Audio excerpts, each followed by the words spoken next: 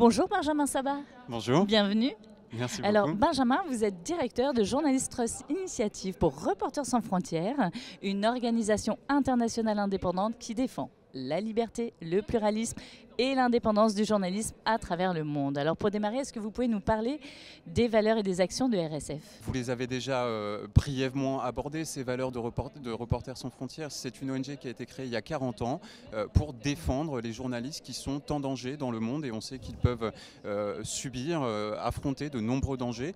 Il se trouve que depuis une dizaine d'années, Reporters sans frontières s'est aussi rendu compte, il y a une prise de conscience sur le fait qu'aujourd'hui défendre l'information, défendre le journalisme, ce n'est plus seulement défendre les journalistes qui sont en danger à travers le monde et malheureusement il y en a de plus en plus, c'est aussi défendre l'accès des citoyens à une information fiable. Donc RSF a étendu son mandat pour aussi s'intéresser à l'espace informationnel, à la manière dont on consomme l'information, notamment en ligne. Oui, parce qu'aujourd'hui, comment être sûr que l'information est bien une information? Le thème d'aujourd'hui, c'est justement sur ce big la vérité. Comment un journaliste aujourd'hui travaille et comment il peut être le garant, notamment avec RSF, de transmettre une information et non pas des données non traitées? Bien sûr. À la base, c'est son métier. Il est formé pour ça. Les médias sont aussi routinés pour ça, c'est-à-dire que normalement, ils se mettent dans une obligation de moyens pour délivrer de l'information fiable. Et bien, en fait, avec Journalism Trust Initiative, c'est exactement ce qu'on propose. C'est un ensemble de critères. Journalism Trust Initiative, en fait, c'est une norme qui a été inventée par RSF, mais pas seulement par RSF, par aussi 130 organisations de médias ou qui vivent dans l'écosystème des médias. Et on s'est dit, on s'est posé cette question et déjà en fait en 2017, 2018, 2019 et on a essayé d'aboutir sur cette norme ISO qui va donner un certain nombre de critères de transparence, d'identité, mais aussi qui va faire le clair sur les processus rédactionnels au sein du média. Est-ce qu'il y a une charte éditoriale? Est-ce qu'elle est connue des journalistes? Est-ce qu'ils sont régulièrement formés dessus? Et donc personne n'est à l'abri de faire une erreur, mais simplement ce qu'on essaye de voir avec cette norme Journalism Trust Initiative, c'est de faire en sorte qu'on se mette dans les conditions de ne jamais en faire, et même si on en fait une, eh bien on peut la corriger, le faire savoir à ses audiences. L'information, c'est un processus qui vit en continu, c'est une matière qui est très malléable, et il faut aussi savoir reconnaître ses erreurs quand on en fait une. C'est ce qui gage de confiance d'ailleurs. Le moins possible, absolument, c'est ça le gage de confiance, c'est ça qu'on attend du journalisme, de délivrer une transparence sur les faits.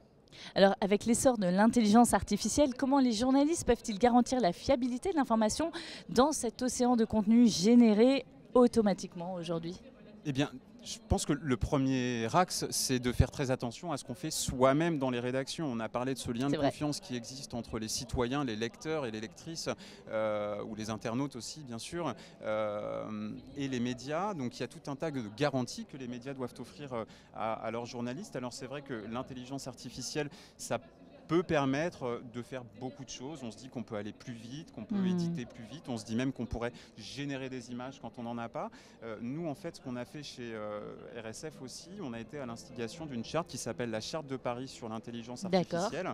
Ça date déjà d'il y a 2 ans. On a travaillé avec des chercheurs, des journalistes pour dire voilà ce que nous, on recommande. Et aussi, là, nous, on met des lignes rouges. Typiquement, l'image, c'est une ligne rouge. Voilà. Donc, être très clair en termes de transparence sur là où est-ce qu'on utilise l'intelligence artificielle et en réalité très souvent le moins possible et surtout toujours un humain qui vérifie l'ensemble du contenu qui va être diffusé en ligne avant de le diffuser, bien sûr. Ça, en tant que directeur, c'est votre enjeu?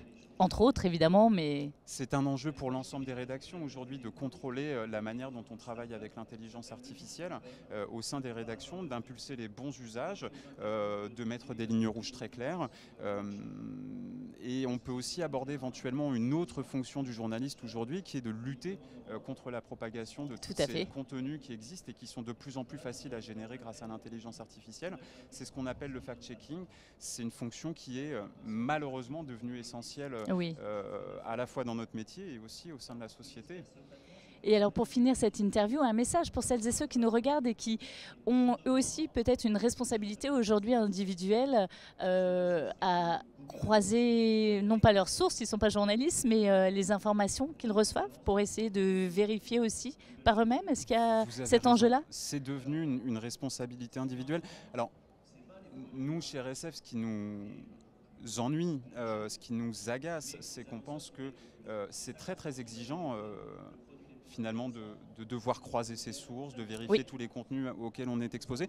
Et nous, on pense qu'un citoyen lambda, en fait, quand il va consommer de l'information, ou en tout cas des contenus dans lesquels il va aussi y avoir de l'information sur les réseaux sociaux, c'est pas normal qu'il soit exposé à autant de contenus qui sont du deepfake, des arnaques, des campagnes d'influence politique. C'est pas normal et c'est violent.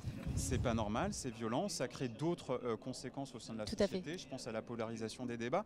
Donc nous, ce qu'on estime, c'est que quand on va dans un magasin, quand il y a des contrefaçons, on a un problème dans le magasin. Il y a une chaîne de responsabilité qui s'opère et on voit que malheureusement, la lutte contre la désinformation sur les plateformes n'avance clairement pas assez vite par rapport à la taille des enjeux. Clairement pas. Donc il y a une responsabilité citoyenne, il faut que tous on s'en empare. On pense qu'il y a une responsabilité aussi, ou plutôt un défaut de responsabilité des plateformes qui est absolument majeur et qui a des impacts sur la société. Mais écoutez, merci dans tous les pays du monde. Et on va devoir être vigilants. Il faut qu'on reste vigilant, absolument. Discernement. Merci beaucoup. Et je vous en prie Sandrine, c'était un plaisir.